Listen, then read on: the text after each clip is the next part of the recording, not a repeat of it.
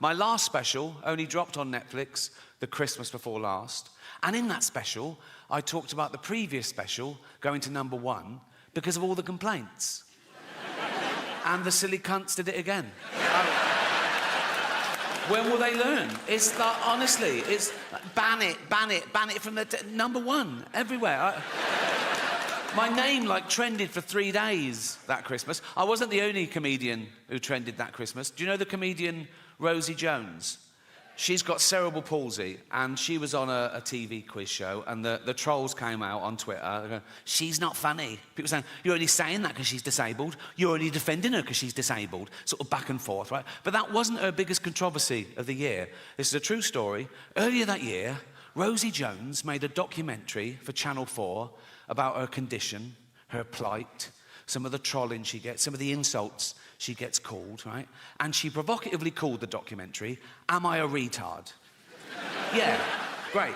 Power to her, right? Now, the people who complained were disability campaigners. They had a go at her. They went, you can't use that word. She went, what? Why? I said, because you're physically disabled. That's a derogatory term for people with mental disabilities. If you want to use a derogatory term, you should use one that describes your particular condition. So basically, Rosie Jones said, am I a retard? And disability campaigners said, no, you're a spastic. That's harsh, isn't it? I mean, it's context. She was using it to empower people. She was called that. She didn't go, no, that's not me. She sort of embraced it and, reclaimed the word. So disability campaigners are saying, no, you've got to be very specific, right? Only people who are actually retarded can use the word retard, right? But who's going to tell them? You know what I mean? Who's going to... You're not going to go into a room and there's Bubba sort of lying on the floor, crying in, right? And you go, all right, Bubba. He goes, yeah. Oh, no. No. It's a tightrope. He goes, yeah. You go, you can say retard. Why? Think, you thick cunt. Just think.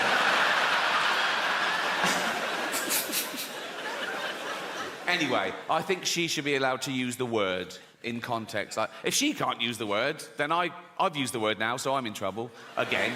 Actually, I didn't use the word, did I? This is a point I want to make. People say, oh, he used the word so-and-so. I didn't use the word. Using the word would be calling someone that word. That's using the word, isn't it? I said the word in a discussion about the fucking word. That should be allowed, shouldn't it, amongst adults? And if there's one thing we should all agree on, whatever side of the political fence you're on, we should all agree that free speech is still a really good thing. It always has been. And it always will be. But now there's factions of people go, oh, no, we got it, we don't like it, we've changed our mind, it wasn't going well for us, we don't like free speech anymore. People who want free speech, they only want free speech so they can go around saying awful things, which just isn't true. And even if it was, the good thing about free speech is people can say awful things back. It's a really good system, right? And you can't say anything under the laws of free speech. That's a total misconception. There are loads of caveats to free speech, all of which I agree with, actually. You can't incite violence. Good rule. You can't slander people. Good rule. You can't libel people, Fascinating fact about libel law. You can't libel the dead. So I could stand here and say, Gandhi used to take it up the arse. If I wanted. Which I do.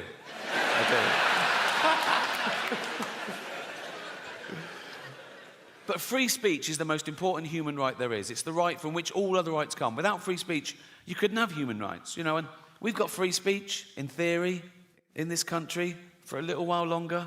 We can criticise the government, we can criticise the police, but we should give props to a country that allows us to do that, because we're the envy of some countries. In some countries, you criticise the police, you get beaten up, or worse. You criticise the government, you can be thrown in jail for life, So they flee their oppression, quite rightly. So would you. They flee their oppression, and they come here, they go, we want to come to England. We go, why? They go, free speech. We go, come on in, welcome. What are you going to do now? We're going to go on a march. What are you going to say? How shit England is. Cheers. Thank you.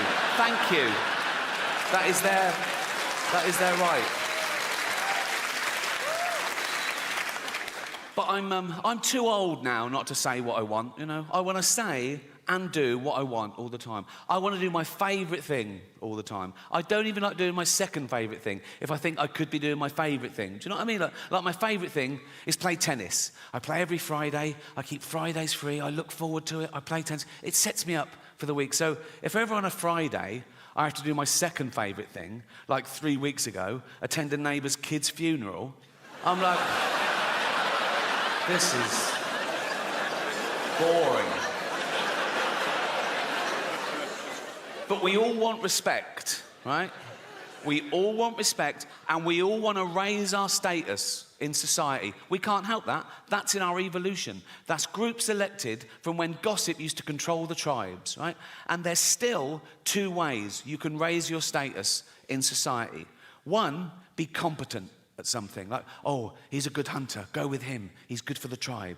The other way you can raise your status is have virtue. Like, oh, he's not a great hunter, but he's wise or kind or whatever, you know. And then, with the advent of social media, people suddenly discovered they could just say they were virtuous. No evidence, no proof, just loads of flags in their bio, right? And they would raise their status by bringing other people down, catching other people out. Oh, look what he said. Oh, he's not as virtuous as me. Look how good I am. Look how bad. And that's where the term virtue signalling comes from, right? And I hate it when they bring their kids into it. You can believe what you want, have opinions what you want, vote how you want, but go on a march, great. But when I see a 5-year-old holding a placard, he doesn't know what that says. That's the adult, you know. Like I saw someone tweet this once. Someone tweeted, my 4-year-old just looked up at me and said, Mummy, why does Rishi Sunak hate poor people? Never fucking happened, right? But the most annoying thing about virtue signalling is it's people being smug about having the morality of the age. You're what you're like because of where you are and when you are. Like, it's not brave of me to be an atheist in this country, in this year. It would have been brave 200 years ago, or mental. Right? And it'll be brave in some other countries, or mental. Right? But people say things like, oh, I'm anti-racist. Yeah, well done. We all are. We know that's the way to be now, but it wouldn't have always been. Well, if you'd have been born in a different place or time, maybe you wouldn't. They go, no, I'd been anti-racist whenever I was born. Well, people say things like, they go, oh yeah, I'd have definitely hidden Anne Frank. Would you? Would you? Anne Frank comes to your door in the war, right? You open it, right? There's Nazis everywhere, right? She goes, can I hide in here? You go, what up? Just face-palmed Anne Frank, like that. Whoa, wait. What happens if they find you? They murder me and you. Go next door. They've got a lovely big attic, they've got a typewriter, you're gonna... But I'm anti-racist, of course I am. But I'm willing to admit that if I'd have been born 300 years ago and I was white and wealthy, I'd have probably have owned slaves. Because I'd be nice to them, so shut up, right? I'd be the best slave owner you've ever fucking... No, I'd dress mine well, I'd dress my slave... Yeah, I would. I'd dress mine in little suits, right? I'd go throw those dungarees away, put a little suit on her. All the other slaves looking at it, I go, you fuck... And I go, right, let's go to the pub, boys. Right? And all the white people go, you can't take your slaves to the pub. I go, fuck you, fascist. They're my slaves, I'll do what the fuck I want with them. We go in the pub, the barman will go, you can't bring them in here. I go, fuck, we're going to the saloon bar as well. We got little suits on it. You look good in your suits, boys. Wear socks. We wear socks. Suits. I go, I'm buying the drinks, put your money away. You haven't got any money, but you know what I mean? And then we just having a laugh, teasing each other, just bants. Like, if one of them got a bit too familiar, I would have to punish him, just to keep the status quo. If he called me gammon or something, which is the only racial slur allowed now, isn't it? That's fine. You can call a white person a gammon. It's fine for some reason. You can even be ageist. You go, you fucking old gammon, and it's totally acceptable for some reason. But I'm going to reclaim the word. You know, like black people have reclaimed the N-word, I'm going to reclaim the word gammon. So I'm going to be in Carluccio's in Hampstead, right? with all my white friends, and we'd just be hanging going, how you doing, McGammon? Right? And if our black friend, Rupert, I said it was Hampstead, if Rupert came in and went, McGammon, I go, you don't fucking use that word.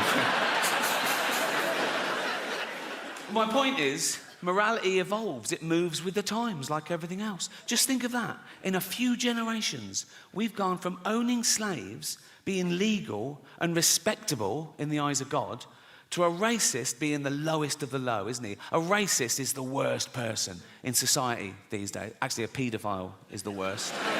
Goes paedophile, then racist. A racist paedophile is the worst If I met a racist paedophile, I'd go, fuck the little black ones too, you bigot. You know?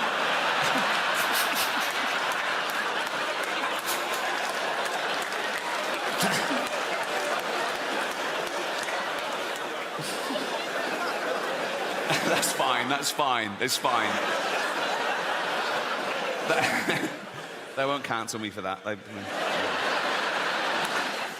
I mean, they've been trying to cancel me for about 15 years, and they've always failed. And often the people trying to cancel me have been other comedians writing for the posh papers, doing that thing they always say, he's punching down. Well, comedy should punch up. We only punch up. We punch up. Their idea of punching up, they have a go at Boris Johnson. How the fuck is that punching up? You know, the cunt is learning disabled. He's like this fucking waterlogged Gary Busey, fucking albino Eggman thing. He can't string a sentence together. Have you heard him talk? He's like, he's a fucking moron. I punch up. I have a go at people like, I don't know, Stephen Hawking, right? Yes, the greatest brain that's ever lived. He can take it. And he wouldn't even have minded when he was alive, because he's part robot, isn't he? I think he's basically a talking chair, so you can say what you want. And he was on Epstein's Island, apparently, so fuck him. I don't... What was he doing there? Why do I want to go? Why? Why? You're like just there doing fuck. I would go. What? I know pedos who'd kill for a ticket to that, and he's just taking up a space. It's probably DEI or something, and they go, we need one. Like, I'll go. What are you doing here, Steve? He go, I'm thinking weird shit. Fuck off.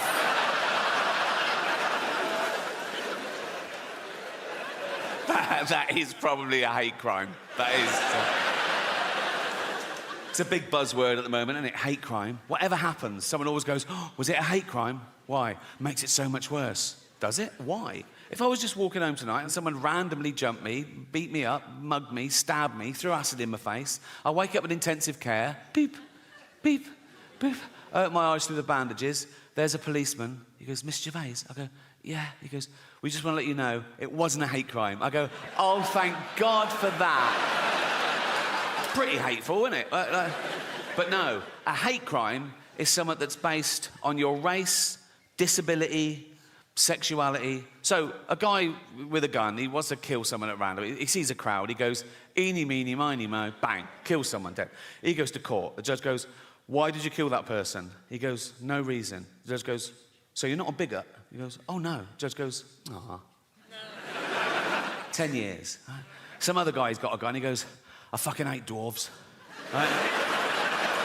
He sees a little dwarf. He takes aim, bang, kills the dwarf dead. Right? He goes to court. The judge goes, why did you kill that dwarf? He goes, because I hate the little cunts. Right? The judge goes, you're a bigot. 20 years. Now, he shouldn't get more for shooting a dwarf. If anything, it's a harder shot, isn't it?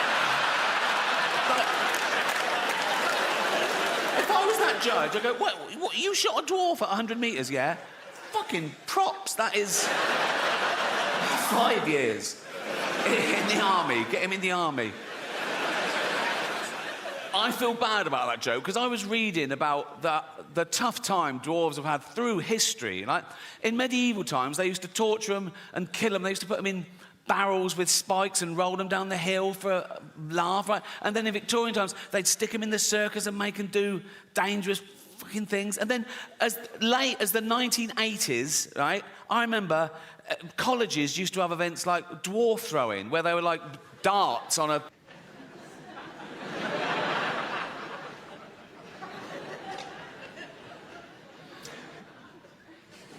It's not a fucking fetish. Like...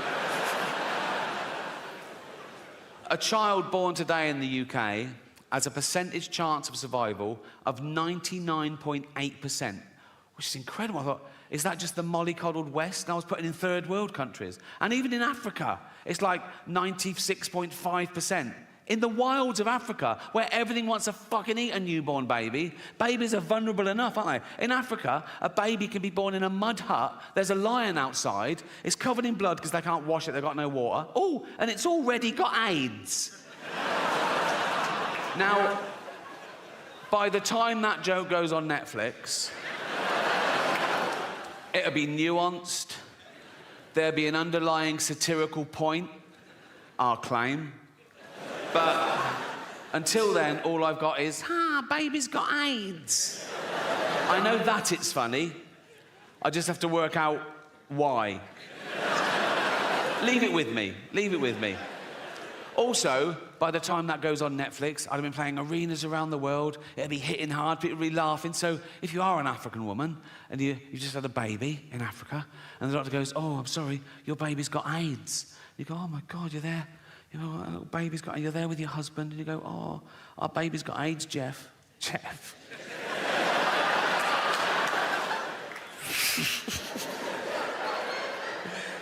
I know, Tracy, I'm gutted too, darling. Our baby's got AIDS. Oh, should we watch some comedy to cheer us up? Yeah. What, Netflix? Yeah. What, Ricky Gervais? Duh. Yeah. And they're sad that their baby's got AIDS, but they're sort of laughing along. Armageddon, And it gets to that bit, baby's got AIDS.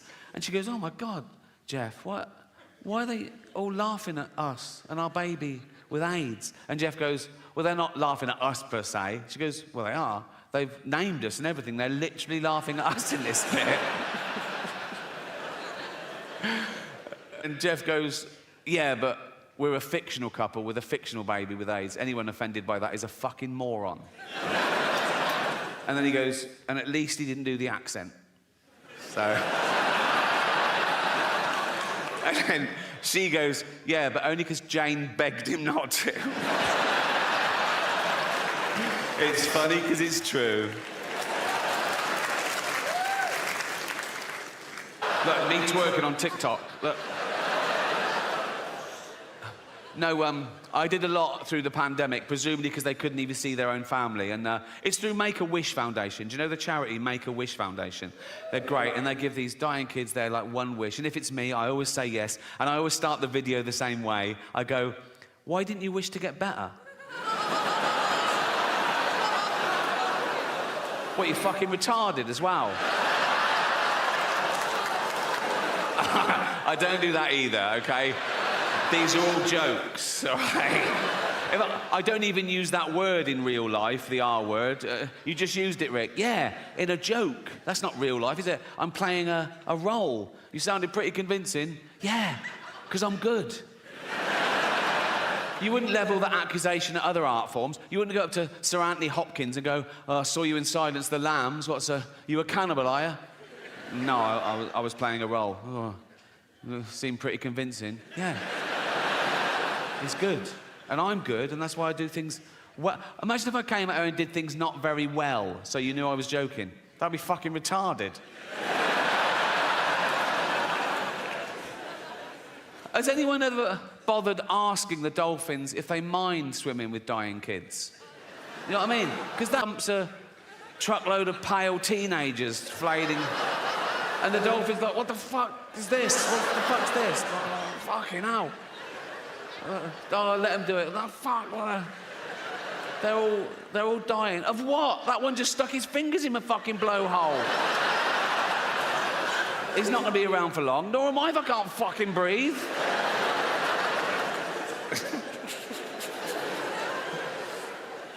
It's very sad. But we all die. We all know we're going to die. And we all do die. So it doesn't really matter if we die one at a Harold Shipman knocking round. Do you know what I mean? Those of you too young to know who Harold Shipman is, right?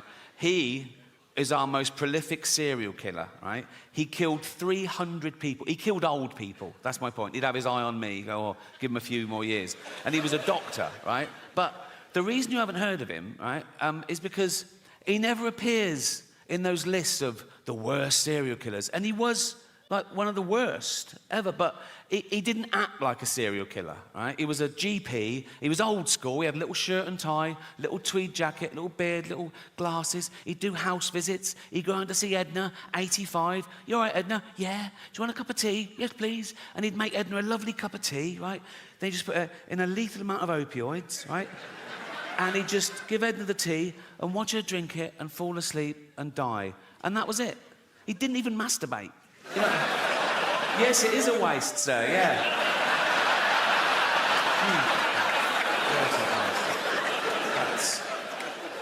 And they reckon he got the idea when he was a little lad, Harold Shipman, little Harold Shipman. He watched his mum dying of lung cancer, being given morphine, and somewhat triggered him. He thought, I'll grow up, become a doctor, and I'll do this.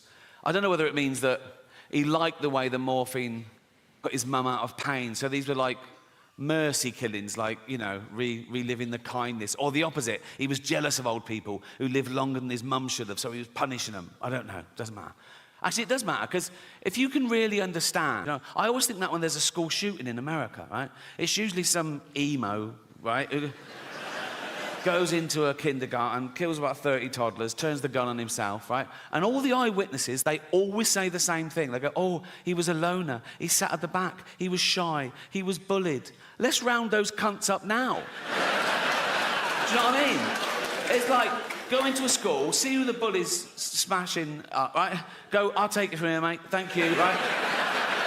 And drag that little dweeb off to Borstal or jail or so. Go to the bully, go and find another one. You know what I mean? He's doing a great job, but we need more. But they're beating up future child killers.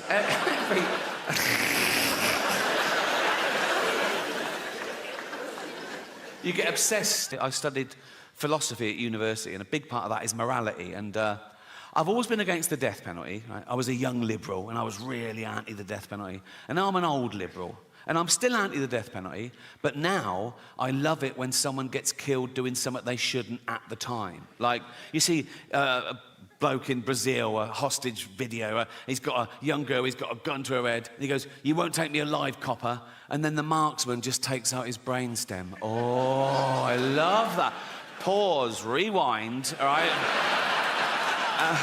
Or when a bullfighter gets gored to death. That is my favourite, right? Particularly when the horn goes up the arse. That, I call that a hole in Juan. Thank you. Or those videos coming out of lawless New York. You see them on Instagram and YouTube. It's someone with an iPhone. He's got someone, right, he's knocking over this little convenience store. He's got a fucking hoodie and a knife, and he's nicking all the booze. He doesn't care he's being filmed. He's going to get away with it. He's going to get away with it. Then, from behind the counter, comes a little 70-year-old Korean man who batters him to death with a broom. I fucking love that. I can't wait to be a 70-year-old vigilante. Just walking round Hampstead with a walking stick. Oh, but it's a sword. I paint it white as well to look even more vulnerable, right? Wear dark glasses. I'd see a gang of youths. I'd go over to them and go, so, excuse me, guys, do you know where the Nike store is? I want to buy some Air Jordans with all this cash. And as they go for it, you little fucking cunts.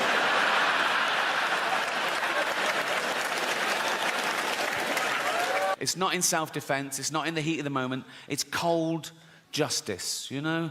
Don't matter what you've done, you could have murdered people, you know? You stand trial, they find you guilty, they put you on death row, sometimes for 10, 15 years, which seems unnecessarily cruel, and then they murder you in front of witnesses. And it's from the Bible. An eye for an eye, a tooth for a tooth. The state says you murdered someone, so we're going to murder you. But if you rape and murder someone, you still only just get murdered. That's a loophole, isn't it? That's like... That smacks of misogyny to me. That's like the judge going, the rape was free, but we're going to... You know, just once, I want the judge to go, right, you raped and murdered someone, so you're going to be taken from here to a place where you'll be hung by the neck and raped. What, at the same time? Yes, yes. We got loads of volunteers with dildos, right? So he sort of goes down, fuck off. Fuck off. Okay, he's dead. Yeah, I know.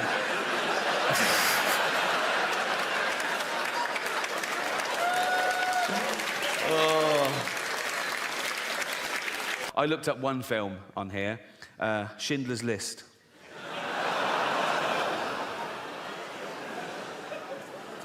Absolutely real. Schindler's List, doesthedogdie.com. Right. First question, does a dog die? No. Does a cat die? No. Are any animals abused? Someone answers, there is a chicken that's handled roughly, but otherwise unharmed. Now, I love animals more than anyone I know, but if I was Jewish, I'd be slightly offended by this avenue of questioning. Imagine that in real life. Imagine someone says, oh, yeah, my grandparents were murdered by the Nazis. You go, oh, what happened? Oh, they were dragged from their house and sent to the gas chamber. Oh, was a chicken hurt? What? But as I say, it's become, you can ask any question about anything. Someone says, is there child abuse? Is teeth damaged? Is there a hanging? Does someone struggle to breathe? Yeah. Well, yeah, yes. Someone says, does someone fall downstairs? Who's scared of slapstick? It's like... Anyway, so this website was founded in 2010, so it's run about 13 years, right? And the later questions start reflecting the times we live in now, and they get more and more fragile and narcissistic. These questions were asked this year. Check it out, Schindler's List, right? Someone says, are there any fat jokes? Would that make this worse? Well, imagine the real thing. Imagine I'm in a concentration camp, right? I'm naked, everyone around me is naked. We've got a commandant herding us towards a gas chamber, and he goes, move it, fatty, right? And I go, rude.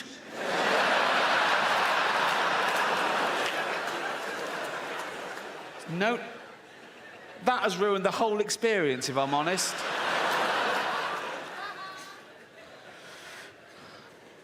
Someone asks, is there hate speech?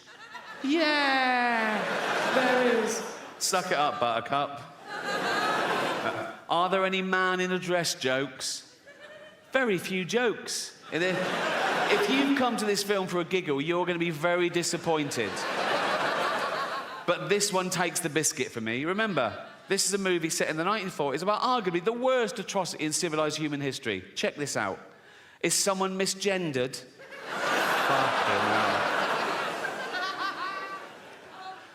This is quite sweet. Is there any anti-Semitism? Yeah. This is pretty much the mother load, right? Forget Kanye. This is off the fucking charts. Don't do that when you're talking about this. Fuck's sake. I was doing the graph. I'd do it like that. This is off the charts. That's... Wouldn't things have been different if that was Hitler's salute? The whole thing would have been... He goes like, it's Hitler. Like that. Hiya. This is interesting. Does it have a sad ending? Right? Someone says yes, and then someone else says no. And I thought about it. No, but then I remembered, if you've seen the film, if you remember, when the story sort of ends, Spielberg then tacks on a real bit of footage where he gets real-life descendants of people murdered in the Holocaust, and he films them coming into a Jewish cemetery, and they each leave a stone on the grave to represent their family members that were murdered, and it builds up, and it's very moving. And so I think I get the ambiguity. Does it have a sad ending? Yes, in the sense that 6 million Jews pointlessly lost their life, but no, in the sense that there was still enough left over to build a little rockery. So...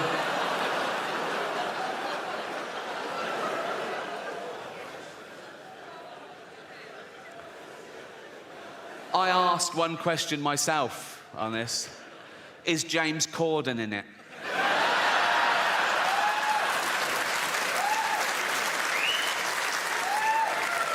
Story. It's still on the theme of Does the Dog Die? When I was 7 years old, my mum took me to the cinema to see a film called Old Yeller. Beautiful film, yeah, made in the late 50s and sort of set in the Wild West on this homestead. And it's about a kid who adopts this little junkyard dog, and so this show is called Armageddon, and it's all about how I think humanity might end, because there's a long list of possibilities, you know. We're on a precipice, you know. It could be anything from global warming, the rise of the pandemic, you know, nuclear war, our own stupidity, basically, because we are getting more stupid as a species, no doubt about that. You can now do a university degree course in Taylor Swift. How fucking low academically can you go? There's an institute in London called the School of Flower Arranging. I went past it, I couldn't believe it. School of Flower Arranging. I looked in, and there's people having lectures. Flower arranging. My mum used to pick flowers every day from the garden, cut flowers, put them in vases around the house. At no point did anyone come round and go, what unqualified cunt did these?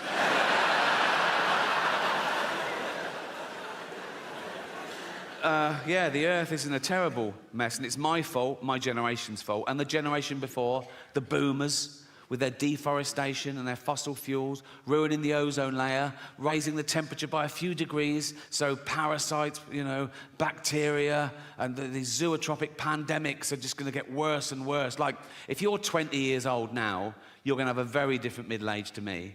I've had the best 60 years of civilization, right? But if you're 20 now, in 40 years' time, you're gonna be in your house, wearing a mask, crying. Like you do now over jokes.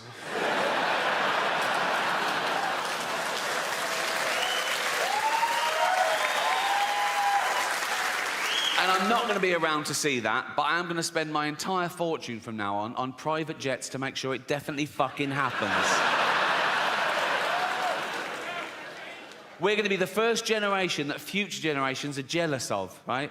Because we had it all, and we're using it all up. We're using up all the fresh water. We're using up all the fossil fuel, right? Usually you look back in history and you feel sorry for it. You go, oh, how did they live like that? Oh, how did they get around? No indoor toilets. I've got none. I don't know how humanity will end, as I say. There's a long list, everything from, I can't believe nuclear war's back on the table after all we've learned. But I think maybe the rise of the pandemic where parasites and microbes and bacteria and our antibiotics fail, or maybe those things that happen, but we're sort of evolved through it. Like, we'll find out there's pockets of sort of mutant people around the world that are slightly resistant to radiation and slightly resistant to microbes, and we'll sort of start again, because we don't really understand the mechanism of human evolution since civilization, because it's never been based on, you know, survival of the fittest, where fittest meant just the biggest, strongest male gets to pass on his genetic material. There's other paradigms, right? Nature is brutal. Sometimes it is the biggest, strongest male that gets the female, and even then, she has a litter. If there's a runt, she goes, fuck it, kill that, eat it, share it out amongst the rest of us. Now, we don't do that in human society. We go the other way. We spend more time and care and attention on the weak and the vulnerable to give them a chance. Like, if you're a father and you've got 2 kids, you've got little Timmy, who's 6, right? You've got Jack, who's 8, and you go to little Timmy, you go, Timmy, what do you want for Christmas? And he goes, motorised wheelchair. Ah, I promised Jane I wouldn't do the voice, and I fucking forgot. It's too late now, isn't it? What do you want for Christmas, Timmy? Motorised wheelchair. Right, well, they start at $2,000, so fucking hell. What do you want, Jack?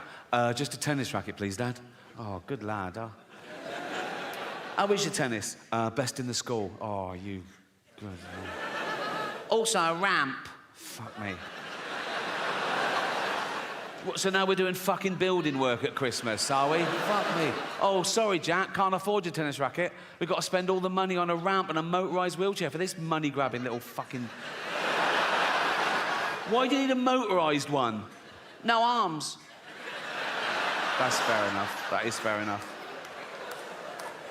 I can tell some of you feel a bit uncomfortable laughing at little Timmy, who's a little 6-year-old lad. He's got a funny little voice because his chest is all fucked. Got no arms, no legs, just like stumps, right? But let me tell you something about Timmy to make you feel better about yourselves. He's a fucking racist. Yes. Horrible little shit, he is. You little fucking bigot. You disgusting little fucking racist, you racist scum, you filthy little fucking, you fascist, you fucking, you disgust me.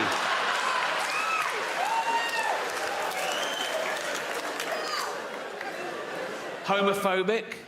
Yeah. He's like, they're not like us. Nothing's like you disgusting little fucking, you prejudiced little piece of, you ball of hate. You disgusting little fucking racist homophobe. I wish we'd had a scan. You absolute,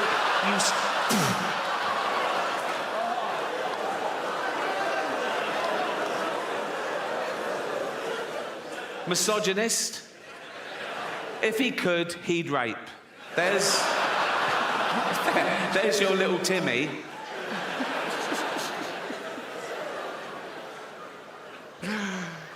Some people don't think we evolved in the first swoop, and by himself, I think if he'd had a wife or a mate, there'd have been questions when he was working, wouldn't they? Be like, what are you doing? Creating man. Oh, what's it got? What do you mean, what's it got? Has it got, like, claws and fangs and shit? No, not really, no. Oh, has it got poison? No, no poison. Oh, has it got armour, like spikes and shit? No, no armour. How will it survive? It's got the best brain in the animal kingdom. It'll work stuff out. It'll create weaponry to take down beasts 100 times mightier than itself. It'll wear their carcass through the Ice Age. It'll go through famine. It'll go through world wars. It'll eventually start getting scared of words. But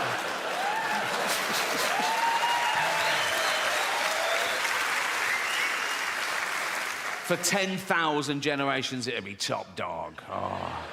What are they? His testicles. Oh. What are they for? He keeps everything in there. His seed, his DNA. What's DNA? It's like a blueprint for life. It determines what you're like, what sex you are. How many sexes are there? 2.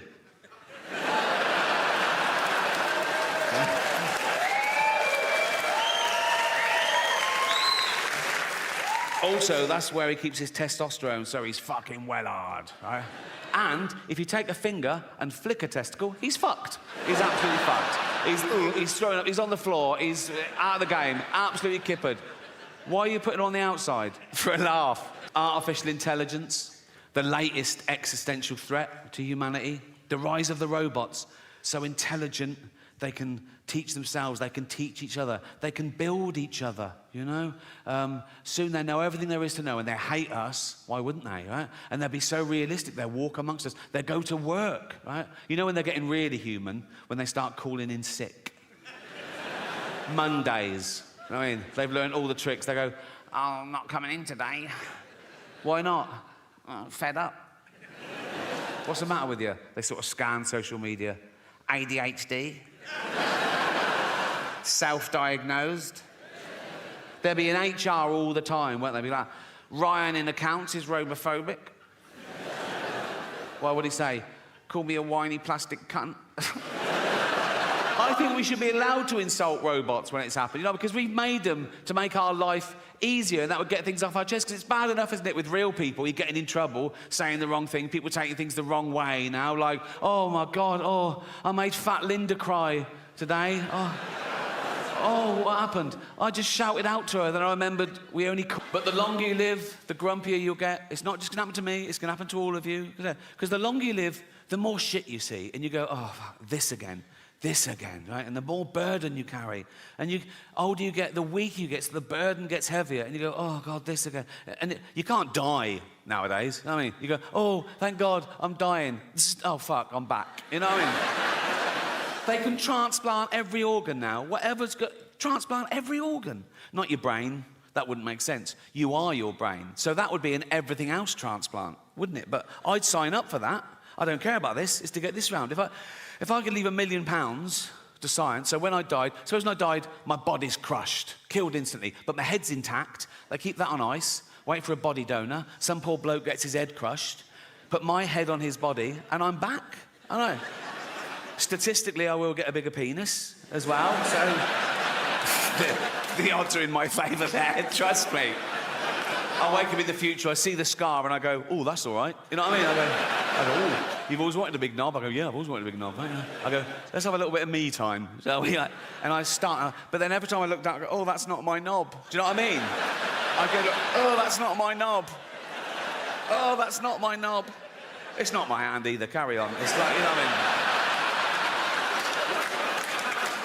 mean? In England at the moment, and in America, particularly California, mental illness, it's taken off. It's taken off a trip.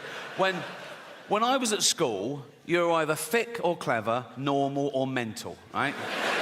Now there's like 1,000 new mentals, right? And it used to be a stigma. They go, I'm not mental. Now people go, I'm mental. You know what I mean? They want to, I'm mental. It's like everyone I know in media is ADHD. They go, I'm ADHD. I'm ADHD. Yeah, so I'm ADHD. Take the test. Yeah, I took the test 5 times, passed it on the 5th. Oh, well done. Right? They go, and it's like, I'm writing a song about it, I'm writing a poem about it, I'm writing a book about it. Oh, well, yeah. And they brag about it. They put it in their CV and in their...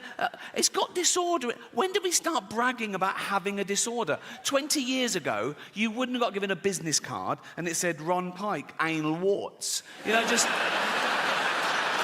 keep it to yourself. No one cares.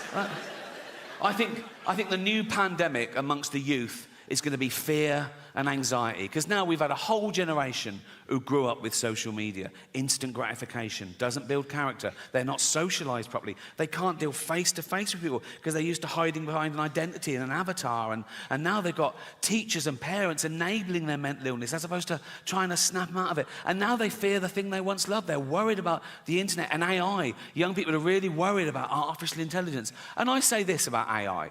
If it starts becoming a burden, switch it off, right? Like we did Nan. And they're really worried about global warming. And I looked into it, and if the polar ice caps completely melt, the sea level will go up about 60 metres around the world. So all coastal areas will be affected a bit, but the real devastation, the real loss of life, will be in places like China and India. So relax. It's fine. But we all suffer from a bit of mental illness. We're all on the spectrum, aren't we? We've all got a little bit of OCD or anxiety or whatever. Like I'm a hypochondriac, right? Every morning I wake up and I think, right, what's wrong? Like, I go, what's that? Is that wasn't there yesterday? What's that? And I Google it. I think, what? And I catastrophize as well. So I Google it and the first sort of like 5 or 6, I'm fine with. Like it goes, it could be anxiety, yeah, could be lack of sleep, yeah, I didn't sleep. Could be lack of fibre, yeah, I'll have some more fibre. Could be lack of vitamin B, I'll get it. And then I just keep pushing me. Like it goes, could be cancer. I go, it's cancer. Once I came out of the bathroom and I went, Jane, I think I've got bowel cancer. She went, we had beetroot last night. I go, oh yeah, cheers. To release the frozen water to cause an atmosphere and get a little bit of global warming going. I mean, I don't know. It's only billionaires have got enough money to waste on exploration. There's nothing out there, you know. It's like, now you can do space tourism. Have you heard of that? You can pay $150,000. They shoot you into space for an hour and you float around going, I'm in space. I mean, we're already in space. Earth is right in the fucking middle of space, right? It's the best bit of space there is. It's got car parks and cinemas. It's like there's nothing else to see. It's like living in London and going, I wonder what Coventry's like. You don't...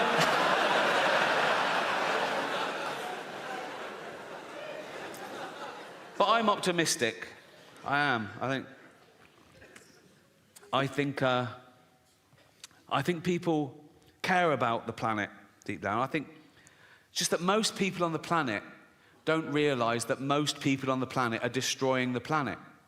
Most people don't realise that in my lifetime, we've wiped out 70% of all animal populations. And what's left en masse on the earth of animals is 36% human, 60% farm animals just to feed humans, and 4% wild now. People don't realise that we have to tear down entire rainforests, the lungs of the earth, just to grow grain, to feed these cows, to feed us. We steal grain from third world countries because they want hard currency. They can't even feed their own people. We take their grain, feed our cattle.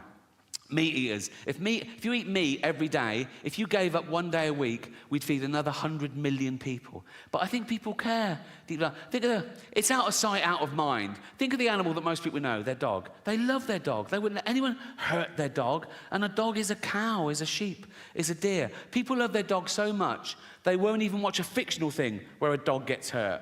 And I get that. Thank you. Hello and welcome to the 77th Annual Golden Globe Awards, live from the Beverly Hilton Hotel here in Los Angeles. I'm Ricky Gervais, thank you. You'll be pleased to know this is the last time I'm hosting these awards, so I don't care anymore. I'm joking, I never did. NBC clearly don't care either, 5th time. So, I mean, Kevin Hart was fired from the Oscars because of some offensive tweets. Hello. Lucky for me, the Hollywood foreign press can barely speak English, and they've no idea what Twitter is. So I got offered this gig by fax. So let's go out with a bang. Let's have a laugh at your expense, shall we? Remember, they're just jokes. We're all gonna die soon, and there's no sequel. So, yeah. Remember that. But you all look lovely, all dolled up. You came here in your limos. I came here in a limo tonight, and the license plate was made by Felicity Huffman. So, no. Shush. It's her daughter I feel sorry for, okay? That must be the most embarrassing thing that's ever happened to her. And her dad was in Wild Hogs. So, lots of big celebrities here tonight. I mean, legends, icons, yeah? Look, at this table alone, Al Pacino, Robert De Niro, but...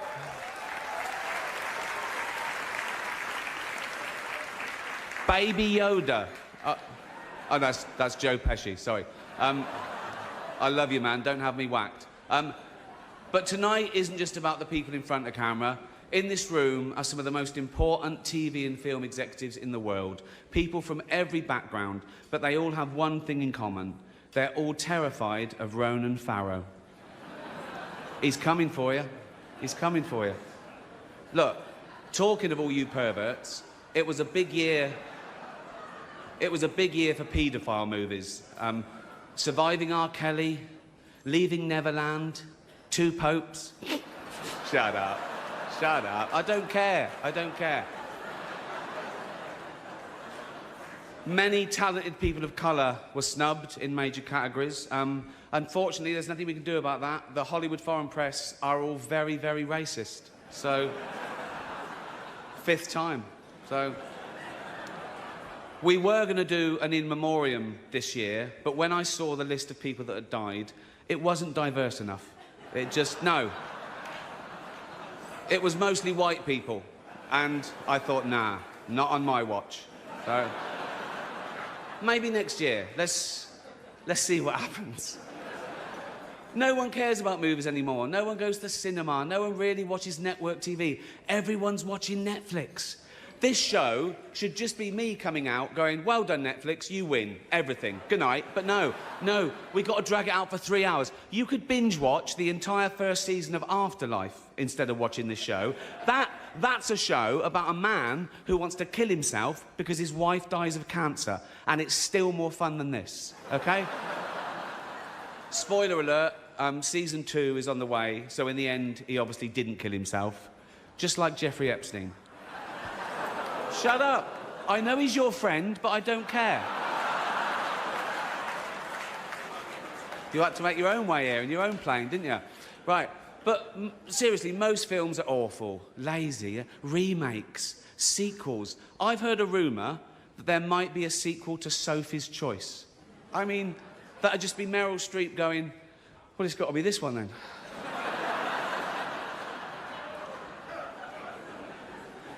All the best actors have jumped to Netflix and HBO, you know. And the actors who just do Hollywood movies now do fantasy adventure nonsense. They wear masks and capes and really tight costumes. Their job isn't acting anymore. It's going to the gym twice a day and taking steroids, really. Have we got an award for most ripped junkie? No. No point. We know he'd win that. Martin Scorsese, the greatest living director, made the news for his controversial comments about the Marvel franchise. He said they're not real cinema and they remind him of theme parks. I agree. Although I don't know what he's doing hanging around theme parks. He's not big enough to go on the rides, is he? It's tiny. Right. The Irishman was amazing. It was amazing. It was. It was great. Long, but amazing. It wasn't the only epic movie. Once Upon a Time in Hollywood, nearly 3 hours long. Leonardo DiCaprio attended the premiere, and by the end, his date was too old for him. So...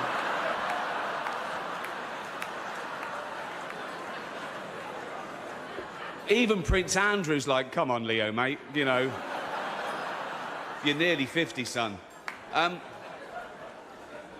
The world got to see James Corden as a fat pussy. He was also in the movie Cats, but no one saw that. And the reviews, oh, shocking. I saw one that said, this is the worst thing to happen to cats since dogs, right? But Dame Judi Dench defended the film, saying it was the role she was born to play, because she... I can't do this next joke. Because she loves nothing better than plonking herself down on the carpet, lifting her leg and licking her own minge.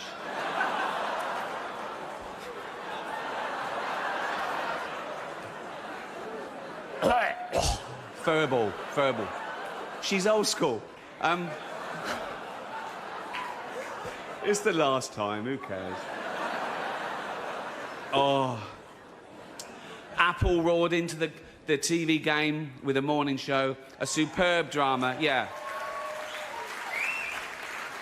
A superb drama about the importance of dignity and doing the right thing, made by a company that runs sweatshops in China. So, well, you say you're woke, but the companies you work for, I mean, unbelievable. Apple, Amazon, Disney. If ISIS started a streaming service, you'd call your agent, wouldn't you? So, if you do win an award tonight, don't use it as a platform to make a political speech, right? You're in no position to lecture the public about anything. You know nothing about the real world. Most of you spent less time in school than Greta Thunberg. So, if you win, right, come up, accept your little award, thank your agent and your God, and fuck off, OK?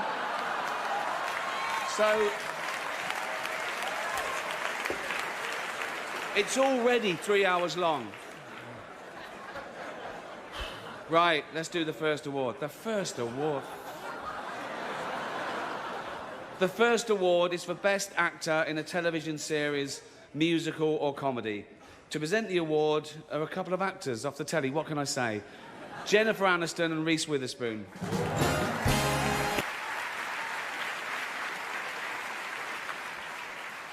In a little while, we're going to see a short clip from The Irishman. It's 88 minutes long. So... In the meantime, here are Sofia Vergara and Matt Bomer. Welcome back. Still having a good time? Good. As you know, the meal tonight was all vegetables, as are the members of the Hollywood Foreign Press. Please welcome their president, Lorenzo Soria. Knives Out has 3 nominations tonight. Yeah. See what can happen if you don't dress people up as cats? It's that easy. Here are 2 of the nominated stars, Ana de Armas and Daniel Craig. I've got nothing negative to say about these next 2 presenters because the big one could snap me in half. So please welcome Zoe Kravitz and Jason Momoa.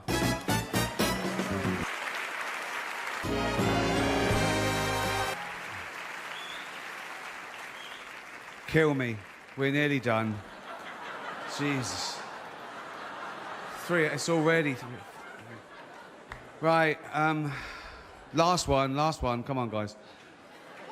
Our next presenter starred in Netflix's Bird Box, a movie where people survive by acting like they don't see a thing. Sort of like working for Harvey Weinstein.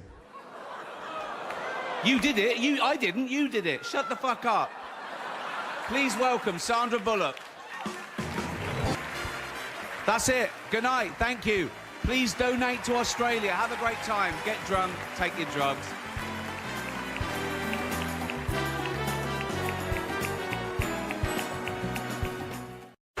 Hello and welcome to the 77th Annual Golden Globe Awards, live from the Beverly Hilton Hotel here in Los Angeles. I'm Ricky Gervais. Thank you. You'll be pleased to know this is the last time I'm hosting these awards, so I don't care anymore. I'm joking. I never did. NBC clearly don't care either. 5th time. So, I mean, Kevin Hart was fired from the Oscars because of some offensive tweets. Hello? Lucky for me, the Hollywood foreign press can barely speak English, and they've no idea what Twitter is. So I got offered this gig by fax. So let's go out with a bang. Let's have a laugh at your expense, shall we? Remember, they're just jokes. We're all going to die soon, and there's no sequel. So, yeah. Remember that. But you all look lovely, all dolled up. You came here in your limos. I came here in a limo tonight, and the license plate was made by Felicity Huffman. So, no. Shush. It's her daughter I feel sorry for, okay? That must be the most embarrassing thing that's ever happened to her. And her dad was in Wild Hogs. So, lots of big celebrities here tonight. I mean, legends, icons, yeah? Look, at this table alone, Al Pacino, Robert De Niro, but...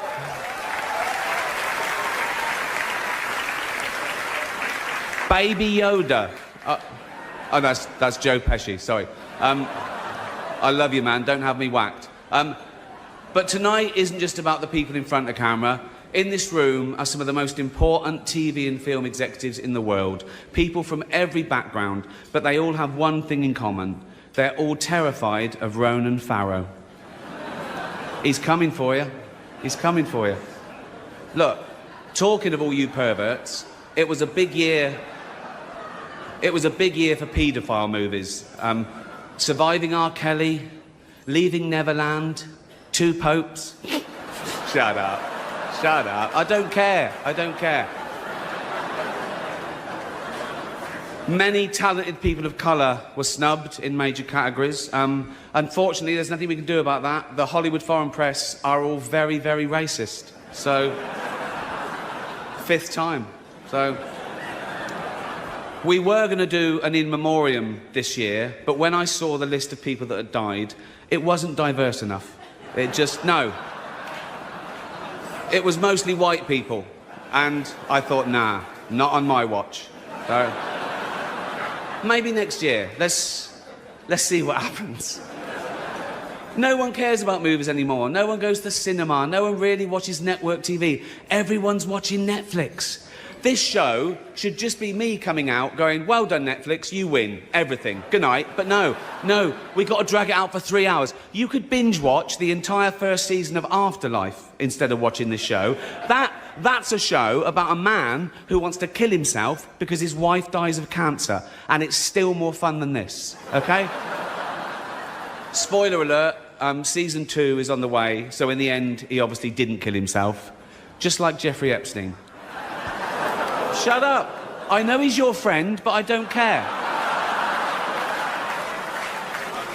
You had to make your own way here in your own plane, didn't you? Right. But seriously, most films are awful, lazy, remakes, sequels. I've heard a rumour that there might be a sequel to Sophie's Choice. I mean, that'd just be Meryl Streep going, well, it's got to be this one then.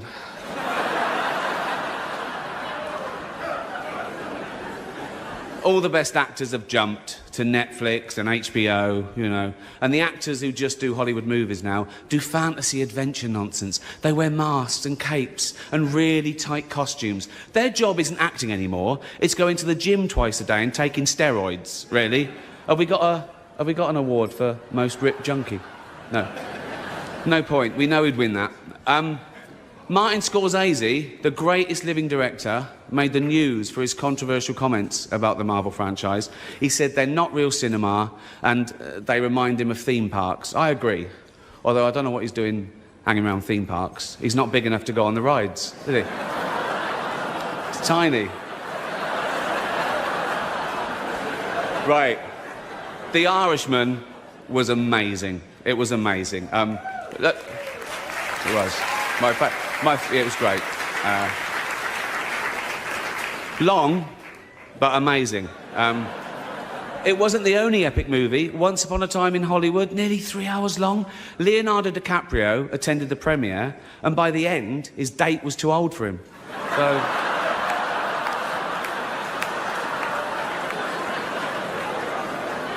Even Prince Andrew's like, come on, Leo, mate, you know. You're nearly 50, son. The world got to see James Corden as a fat pussy. He was also in the movie Cats, but no one saw that. And the reviews, oh, shocking. I saw one that said, this is the worst thing to happen to cats since dogs, right? But Dame Judi Dench defended the film, saying it was the role she was born to play, because she... I can't do this next joke. Because she loves nothing better than plonking herself down on the carpet, lifting her leg and licking her own minge.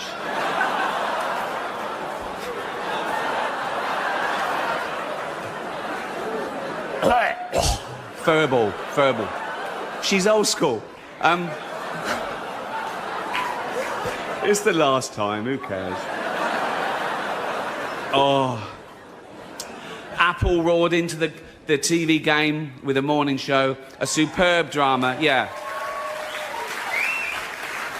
A superb drama about the importance of dignity and doing the right thing, made by a company that runs sweatshops in China. So, well, you say you're woke, but the companies you work for, I mean, unbelievable. Apple, Amazon, Disney. If ISIS started a streaming service, you'd call your agent, wouldn't you? So, if you do win an award tonight, don't use it as a platform to make a political speech, right? You're in no position to lecture the public about anything. You know nothing about the real world. Most of you spent less time in school than Greta Thunberg. So, if you win, right, come up, accept your little award, thank your agent and your God, and fuck off, okay? So... it's already 3 hours long. Right, let's do the first award. The first award. The first award is for Best Actor in a Television Series, Musical or Comedy. To present the award are a couple of actors off the telly, what can I say? Jennifer Aniston and Reese Witherspoon. Make-A-Wish Foundation. Do you know the charity Make-A-Wish Foundation? They're great, and they give these dying kids their, like, one wish. And if it's me, I always say yes. And I always start the video the same way. I go, why didn't you wish to get better? What, you fucking retarded as well? I don't do that either, okay? These are all jokes, all right? I don't even use that word in real life, the R word. You just used it, Rick. Yeah, in a joke. That's not real life, is it? I'm playing a role. You sounded pretty convincing. Yeah, because I'm good. You wouldn't level that accusation at other art forms. You wouldn't go up to Sir Anthony Hopkins and go, oh, I saw you in Silence the Lambs. What's you a cannibal, are you? No, I was playing a role. Oh, seemed pretty convincing. Yeah. It's good. And I'm good, and that's why I do things well. Imagine if I came at her and did things not very well, so you knew I was joking. That'd be fucking retarded. Has anyone ever bothered asking the dolphins if they mind swimming with dying kids? You know what I mean? Because that can't be fun for somebody. They're like flipping around, and suddenly dumps a truckload of pale teenagers flailing. And the dolphin's like, what the fuck is this? What the fuck's this? Oh, fucking hell. Oh, let them do it. Oh, fuck. They're all dying. Of what? That one just stuck his fingers in my fucking blowhole. He's not going to be around for long, nor am I if I can't fucking breathe.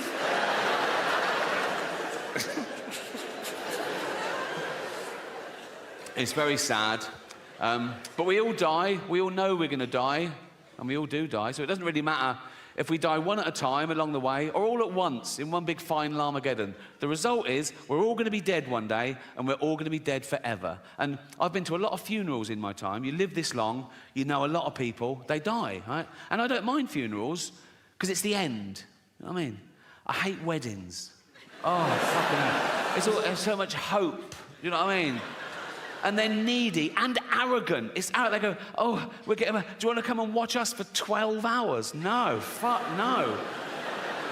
Even the invite is arrogant, isn't it? It's like a royal decree. You are cordially invited. It's not a fucking honour. I don't want to go to your shitty wedding. Do you know what I mean? And then you go, oh, right, yeah, when is it? And they go, 2 years' time. They know you haven't got an excuse for 2 years' time.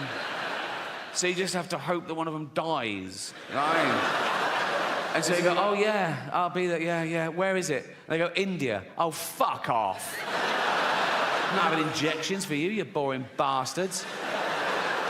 And I've got a big family now, a big extended family, and there's always one of them getting married, and they know I've got a bit of cash, so I can't give them a tea set anymore. I've got to get them their first fucking house. You know what I mean?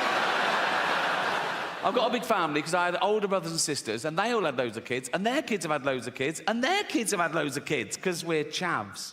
Basically. There's a new baby every Christmas. It's one of those families. You know what I mean? I go home, it's crowded. I go, oh, who's this, that? Oh, yours is it? Oh, well done. I don't know him, I don't know her. You know what I mean? It's like...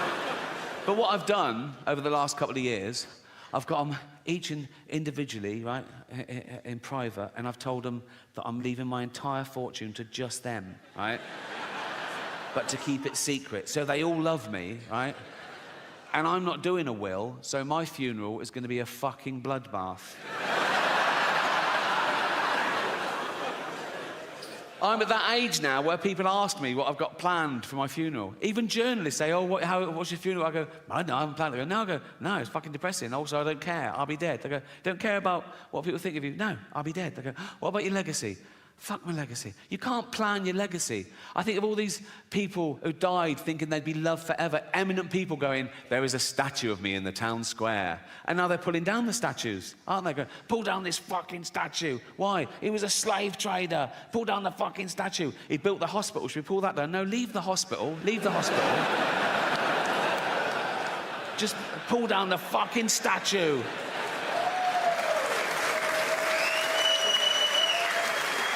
Pull down the statue and dump it in the canal. He built the canal as well. It doesn't matter, just pull down the fucking statue. I don't think you should whitewash history. If you find out something new, add to it. Like if there's a statue and it's got Lord Whimsy, trader, philanthropist, add bit racist. Or one of those blue plaques on a house, go, Sir Robert Spuke lived here. Author, poet, pedo.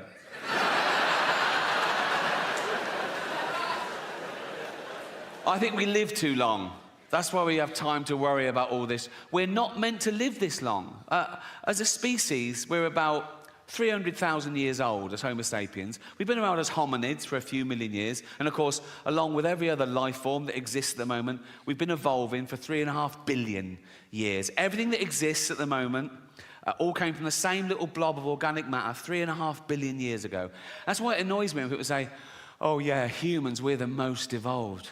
We're not the most evolved. We're no more evolved than the slug or the snail. People go, oh, come on, look at them. Yeah, they got it right early doors. Nature keeps testing them. Do you want eyes? No.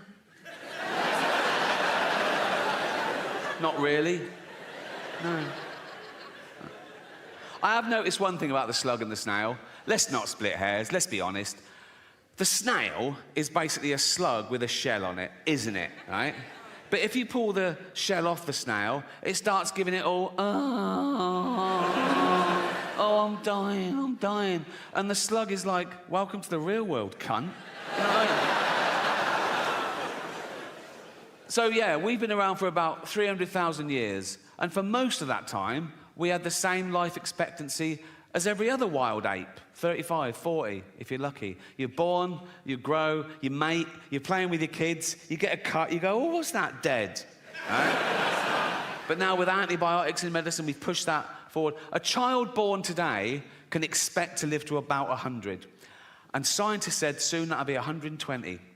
And science also said that in the near future, there's no reason with proper care and attention that human beings won't regularly live to 150 years old, which is amazing until you remember that we get a set number of brain cells, right? Which we only lose. You can't get them back. So in the future, there's going to be 15 billion people on the planet, you know. Half of them are going to be over 100, and they're all going to have Alzheimer's.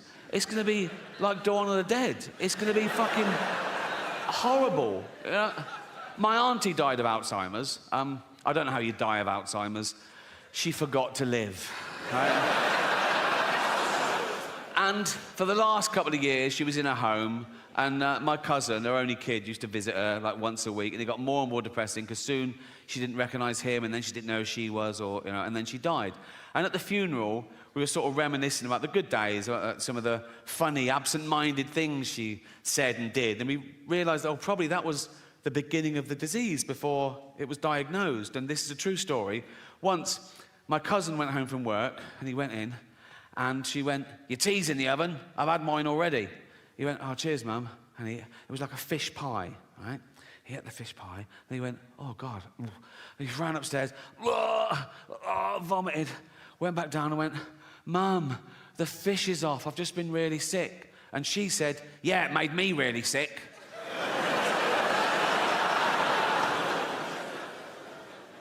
I've been looking into infant mortality rates recently. For research, it's not a fucking fetish. Like, a child born today in the UK has a percentage chance of survival of 99.8%, which is incredible. I thought, is that just the mollycoddled West? And I was putting in third world countries. And even in Africa, it's like 96.5%.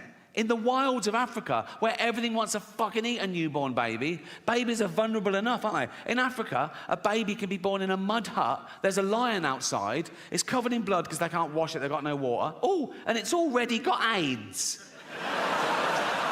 Now, by the time that joke goes on Netflix, it'll be nuanced. There'll be an underlying satirical point, I'll claim. But until then, all I've got is, baby's got AIDS. I know that it's funny. I just have to work out why. Leave it with me. Leave it with me. Also, by the time that goes on Netflix, I'd have been playing arenas around the world. It'll be hitting hard, people will be laughing. So if you are an African woman and you just had a baby in Africa, and the doctor goes, "Oh, I'm sorry, your baby's got AIDS." You go, "Oh my God, you're there. You know, a little baby's got, you're there with your husband," and you go, "Oh, our baby's got AIDS, Jeff." Jeff.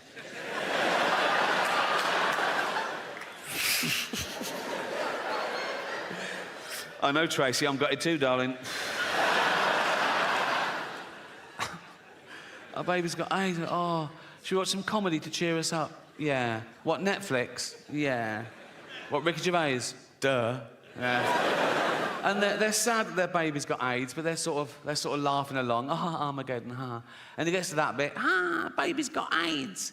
And she goes, "Oh my God, Jeff, why are they all laughing at us and our baby with AIDS?" And Jeff goes, "Well, they're not laughing at us per se." She goes, "Well, they are. They've named us and everything. They're literally laughing at us in this bit." And Jeff goes, "Yeah, but we're a fictional couple with a fictional baby with AIDS. Anyone offended by that is a fucking moron." And then he goes, "And at least he didn't do the accent." So... And then she goes, "Yeah, but only because Jane begged him not to." It's funny because it's true.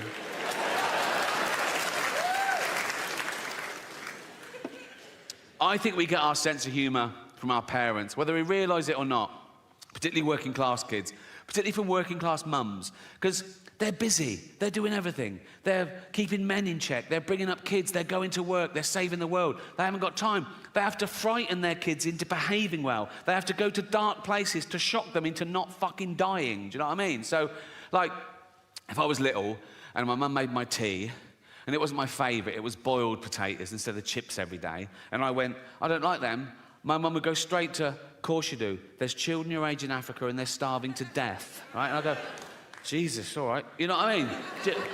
The true story, I was 7 years old, right? And I'd been playing in the park and I came running in and my mum went, Ricky, come here, sit down.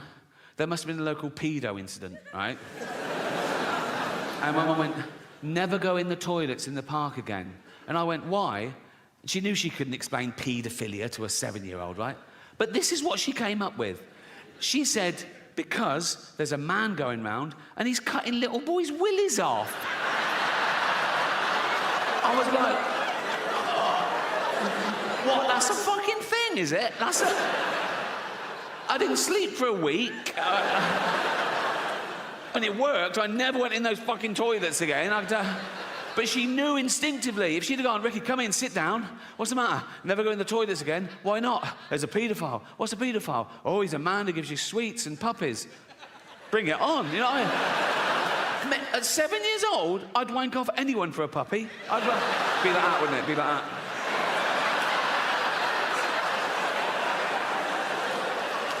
Gonna get a puppy here. I'm getting a puppy. I'm getting a puppy. Gonna get a puppy here. Oh, fucking hell. Oh, I cannot do it left-handed at all. Fucking hell, come on. Have you been drinking? Oh, Jesus Christ. Come on. Fucking hell. Oh.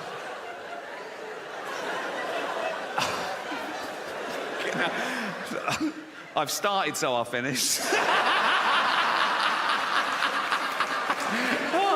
Oh, fuck me. Oh, what sort of puppy is it? A what? A Labrador? Throw in a kitten, I'll give you a blowjob. I'll go over that. Kitten, puppy, come.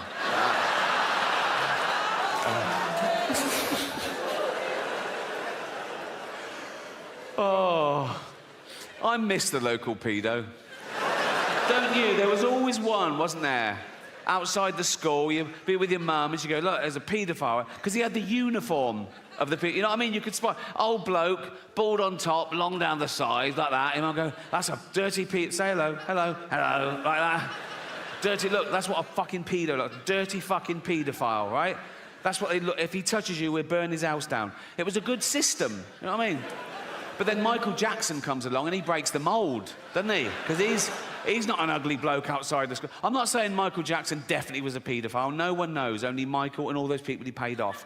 All I'm saying is that kids loved Michael. Kids loved Michael just to look at him, like a little Disney cartoon, wasn't he? And then his voice, hello, you know, that... oh, Michael Jackson go up to any kid he wanted. Cliffhanger. What's going to happen in the next Late Show video? Click subscribe to find out.